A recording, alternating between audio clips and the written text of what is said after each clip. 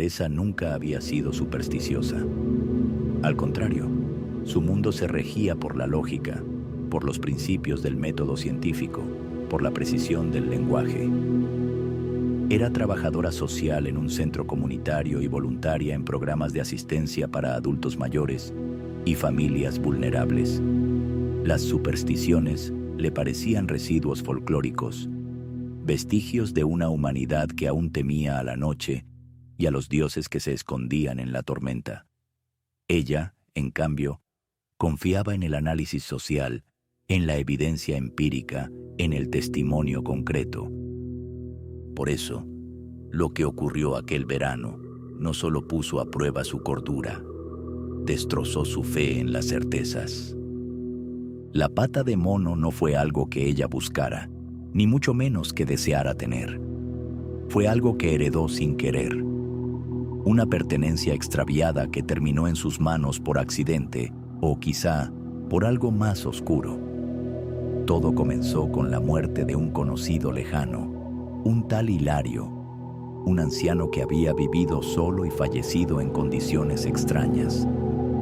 Teresa trabajaba como voluntaria en un programa municipal de recuperación de viviendas abandonadas, y cuando le asignaron la casa de Hilario para clasificar objetos, nunca imaginó que algo tan siniestro pudiera esconderse entre las cosas de un viejo barrendero. La caja estaba empolvada, guardada bajo un mueble bajo.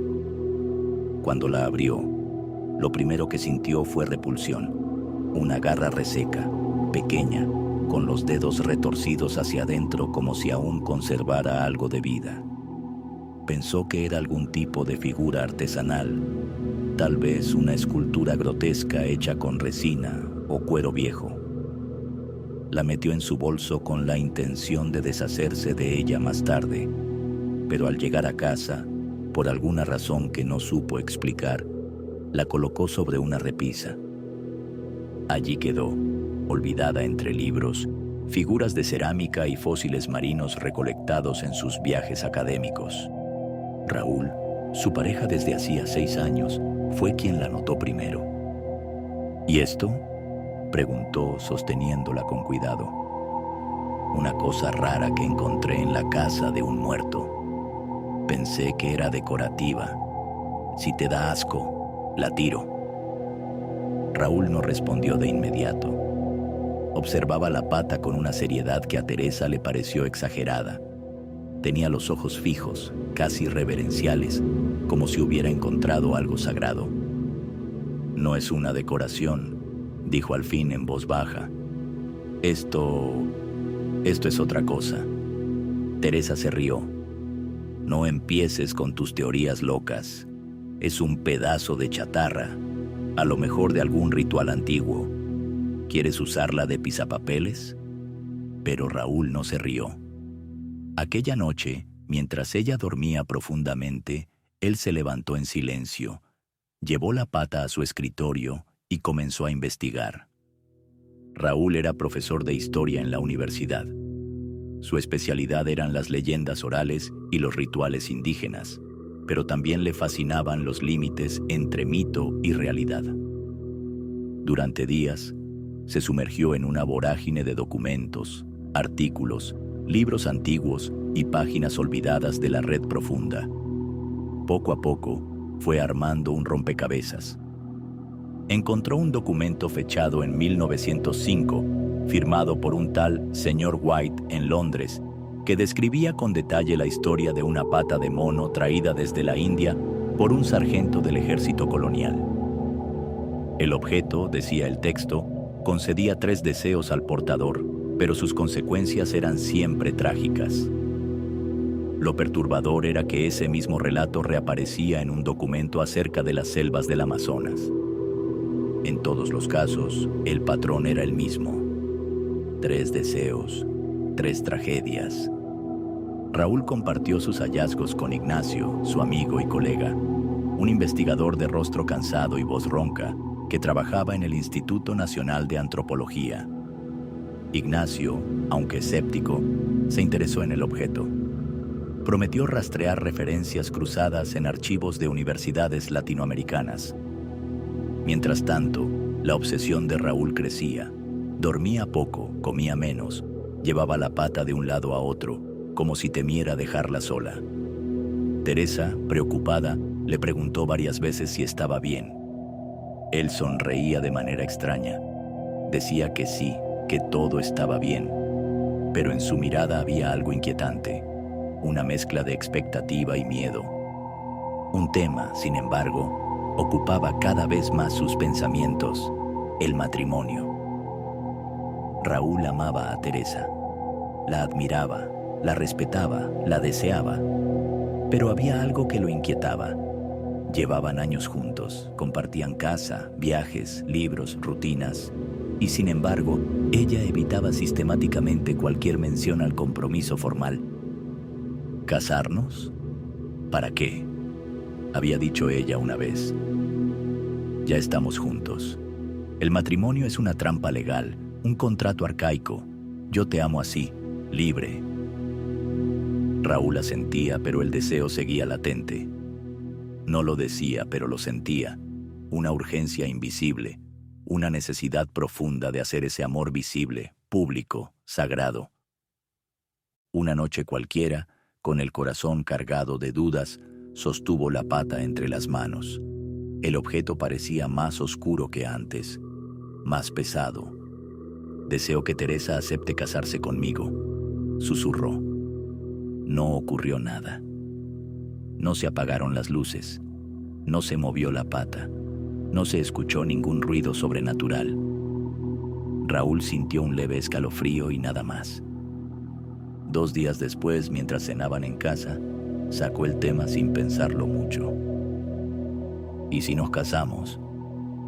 Teresa dejó el tenedor sobre el plato. Lo miró con esos ojos grandes, inquisitivos, que siempre parecían estar evaluando una hipótesis. «Déjame pensarlo». Raúl sintió que algo había cambiado. Ella no se rió, no cambió de tema, no dijo que no. Una semana más tarde, ya acostados, Teresa se giró hacia él. Lo miró en la penumbra, le tomó la mano con dulzura y dijo: «Acepto». Raúl no cabía en sí de la felicidad. Pasaron días preparando la ceremonia. Teresa eligió una casa antigua convertida en jardín de eventos. Quería algo íntimo, sobrio. No era amante del espectáculo. Raúl se encargó de los invitados. Teresa eligió las flores. Raúl buscó la música. Todo era armónico, perfecto. La boda fue hermosa. Flores blancas, papel picado, comida tradicional. Los amigos se emocionaban, algunos lloraban. Teresa, por primera vez en mucho tiempo, sonreía sin reservas. Raúl, embriagado de amor y vino, sentía que el mundo al fin tenía sentido. Esa noche, sin embargo, ocurrió algo inesperado. Teresa decidió irse temprano. Había bebido más de la cuenta, estaba exhausta y prefería dormir en su cama. Raúl, demasiado borracho para discutir, asintió. «Conduce con cuidado», le dijo dándole un beso. Ella sonrió y se marchó. La carretera era angosta. Las luces de los postes eran escasas. Teresa, que rara vez conducía de noche, bajó la ventana para respirar mejor. La brisa le alivió el mareo, pero el alcohol la había afectado más de lo habitual. Sintió náuseas. Se inclinó hacia afuera, buscando vomitar, cuando un auto, conducido por otro ebrio, se desvió de su carril. El impacto fue brutal. El coche de Teresa se detuvo con un chirrido de metal y cristales. La cabeza quedó expuesta, medio fuera de la ventanilla. Murió al instante. Raúl despertó con la resaca de los buenos vinos. Se estiró. Llamó a Teresa. No respondió. La llamó de nuevo. Nada. Sintió un vacío repentino. Salió en pijama. Tomó el auto. Recorrió la ruta que ella debió haber tomado. Y allí, en una curva sin nombre, la encontró. El coche estaba a un lado del camino. El parabrisas destrozado. La puerta entreabierta. Raúl bajó corriendo Gritó, lloró, se desplomó. El cuerpo de Teresa seguía allí, inerte, hermosa, incompleta. Raúl no recordaba del todo los días que siguieron a la muerte de Teresa.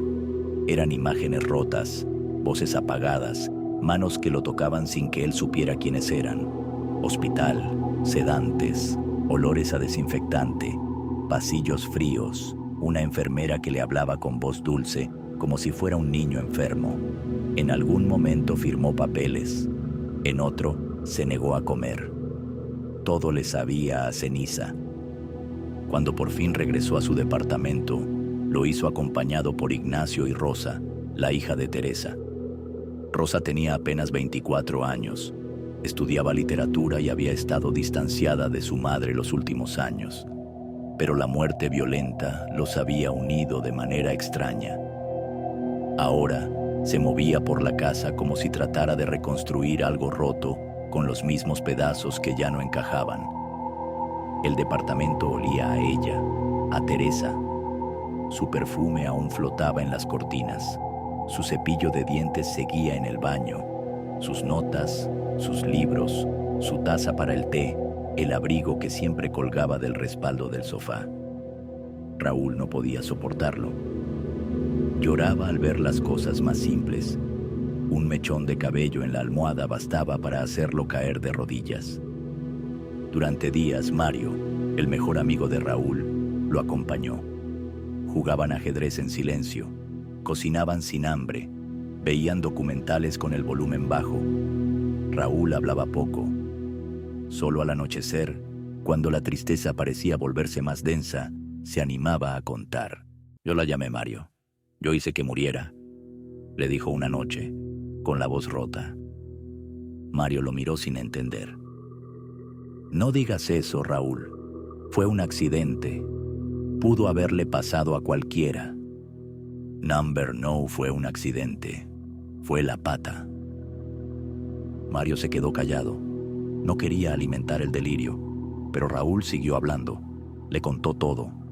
El deseo, el cambio de actitud de Teresa, la boda, el accidente, la certeza inquebrantable de que la pata había escuchado.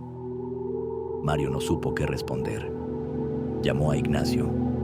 Esa misma noche, él y Rosa llegaron al departamento. Se sentaron todos alrededor de la mesa del comedor. Sobre ella, envuelta en un pañuelo negro, estaba la pata. Ignacio la miró con desconfianza. Había investigado más de la cuenta en los últimos días. Había hallado relatos similares en archivos coloniales, en textos de misioneros, en notas de campo de etnógrafos olvidados. Todos coincidían. El segundo deseo era siempre el más trágico, el que destrozaba, el que convertía la nostalgia en castigo. Raúl, tienes que deshacerte de eso, dijo Ignacio, casi suplicando. Rosa asintió. Mi mamá no creía en nada de esto, pero si esta cosa tiene algo que ver, mejor no arriesgarse. Raúl bajó la cabeza. Sus manos temblaban. Lo haré, mañana la tiro. Pero esa noche no pudo dormir. Se sirvió un whisky, luego otro. Encendió una vela. Se sentó frente a la pata, aún envuelta. Dudó. Respiró hondo. La desató. La miró durante largo rato. No le parecía igual. Estaba más oscura, más reseca. Parecía haberse encogido un poco más. Pero también había algo en ella que parecía expectante, como si estuviera a punto de hablar. Raúl se inclinó hacia adelante. Sus ojos estaban rojos. No quiero traerla de vuelta. No eso. No entera, susurró. Solo déjame verla una vez más. 5 minutos. Eso es todo. La vela parpadeó. Luego volvió a estabilizarse. El silencio era total.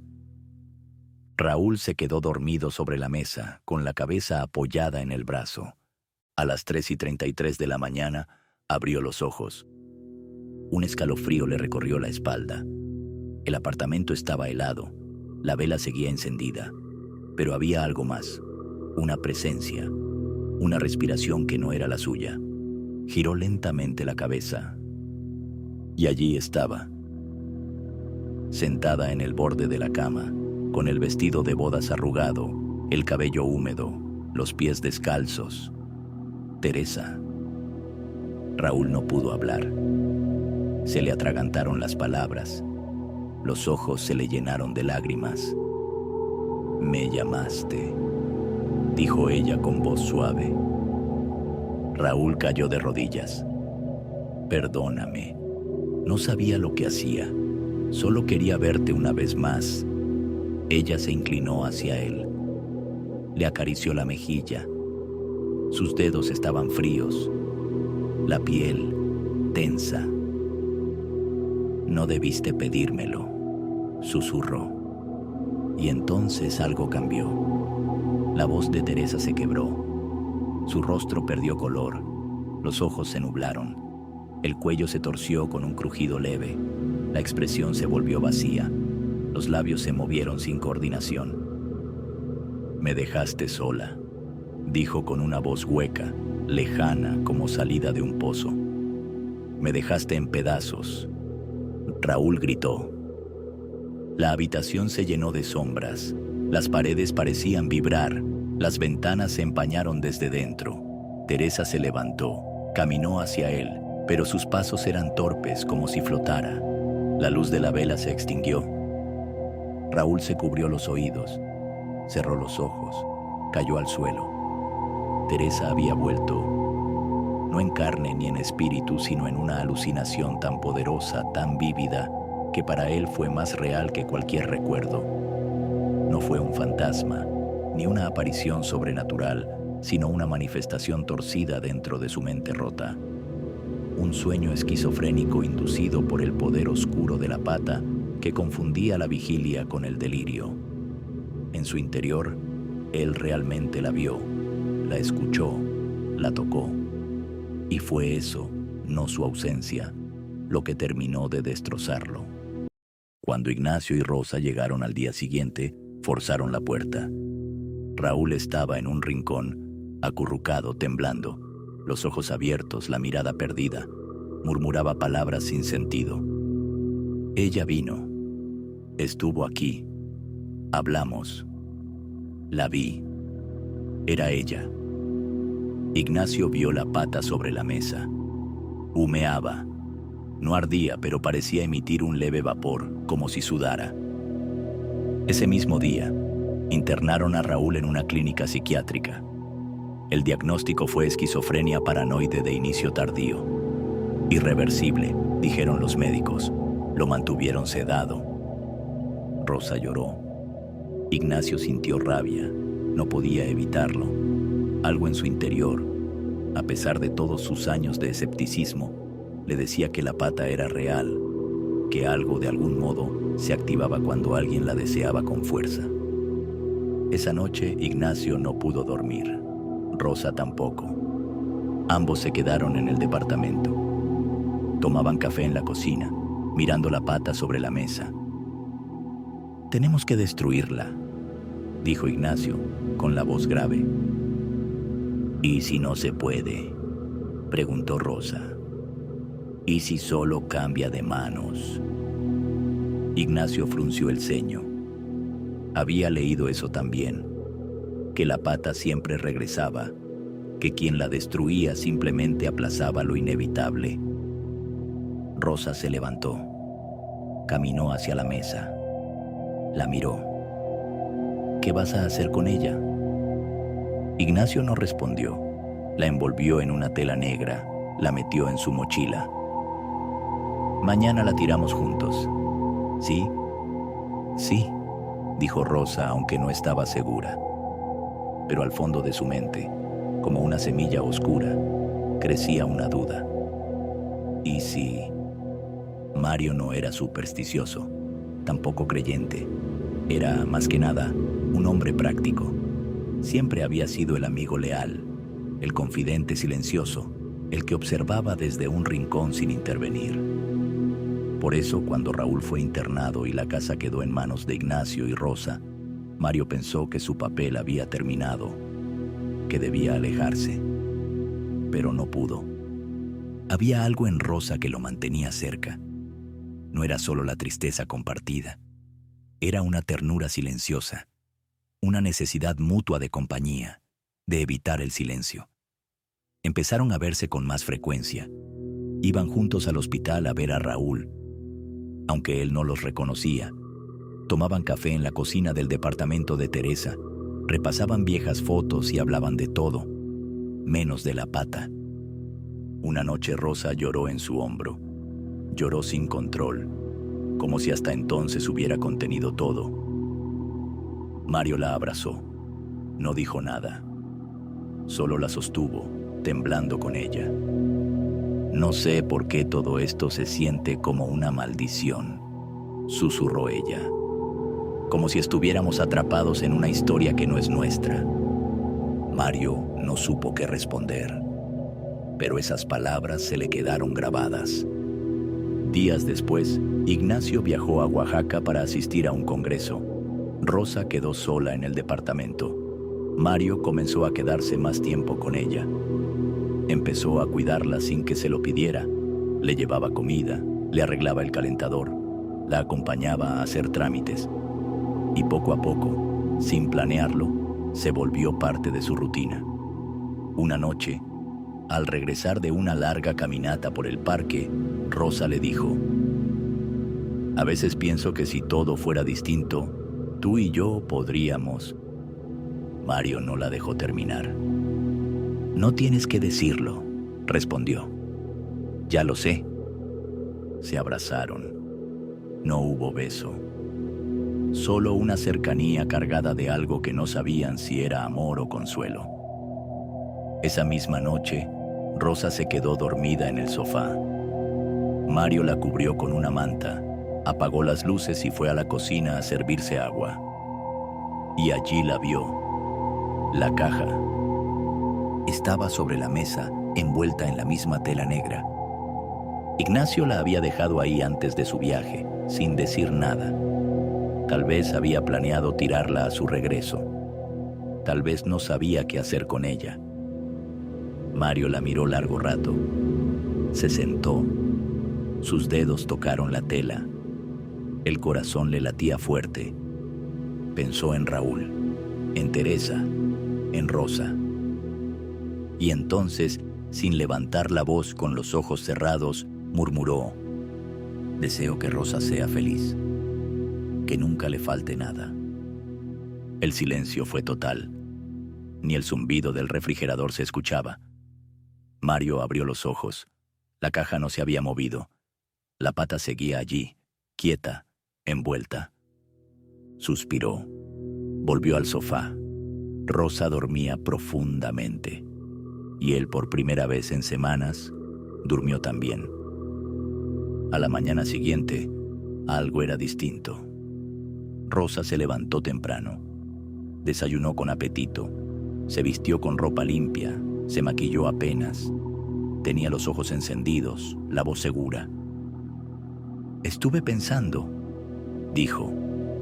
«No quiero seguir así, estancada. Voy a buscar trabajo, algo nuevo, empezar de cero». Mario la miró sorprendido. «¿De verdad?» «Sí, me cansé de la tristeza. Hoy empiezo de nuevo». Ese día Rosa recorrió varias oficinas. A los 2 días consiguió un puesto administrativo en una organización que trabajaba con jóvenes en situación de riesgo.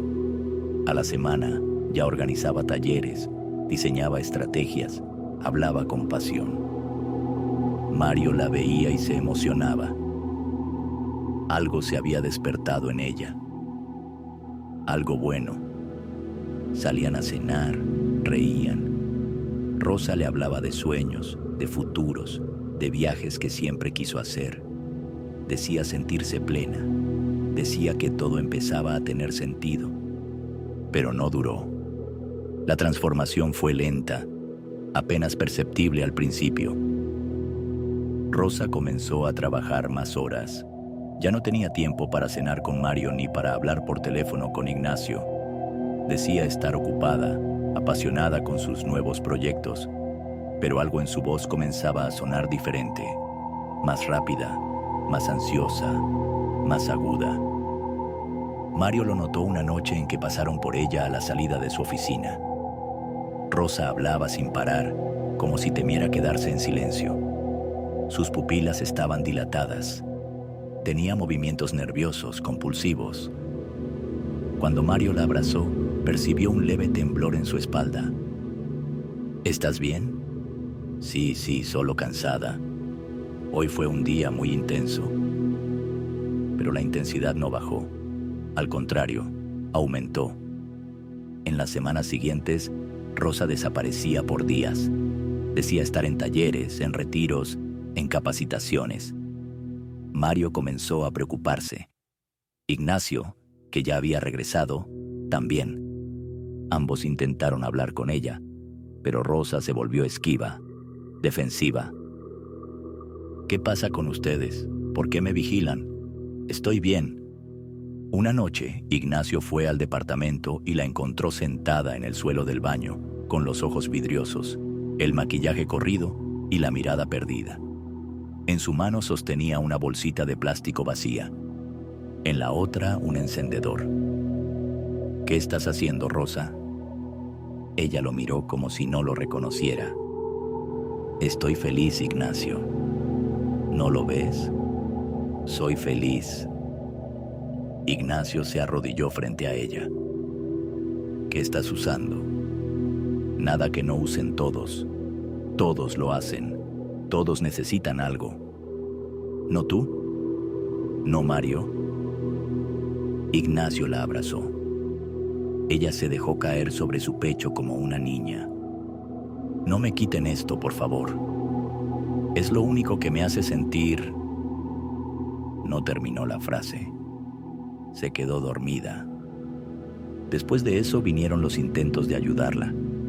Ignacio habló con terapeutas, con amigos médicos, con colegas que trabajaban en adicciones. Mario la llevó a una clínica. Rosa entró y salió 3 veces. La última vez, escapó a la semana. Vendió su celular. Luego vendió los aretes que le había regalado su madre. Después desapareció. Durante meses, no supieron nada de ella. Hasta que una noche, Mario caminaba por el centro, cerca de la Alameda, y la vio. Estaba en una esquina, bajo una farola rota.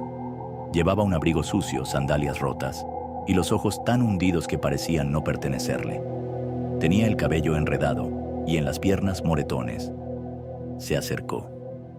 ¿Rosa? Ella lo miró. Tardó varios segundos en reconocerlo. Luego sonrió, una sonrisa quebrada, vacía. Mario, ¿tienes algo de dinero? ¿Qué te pasó? Ella bajó la mirada. Necesito solo un poco. Por favor. Mario sintió un nudo en el pecho. Le ofreció llevarla a casa. Ella se negó. Le ofreció ayuda. Ella dijo que estaba bien. Esto es lo que me tocó, murmuró. Él le dejó dinero. No sabía qué más hacer. No la volvió a ver. Un mes después llamaron a Ignacio desde la morgue. Habían encontrado el cuerpo de una mujer joven en una pensión abandonada en Tlatelolco. Sin documentos. Solo un tatuaje pequeño en la muñeca. Una luna creciente. Ignacio fue. Era ella. La causa, sobredosis. Posiblemente accidental, posiblemente no. Mario no asistió al reconocimiento. No pudo. Se encerró en su departamento durante días. No respondía a llamadas. No comía. Solo miraba la caja. Estaba sobre la mesa del comedor. La tela negra seguía allí, intacta. La garra adentro. Los dedos ahora un poco más abiertos, como si celebraran.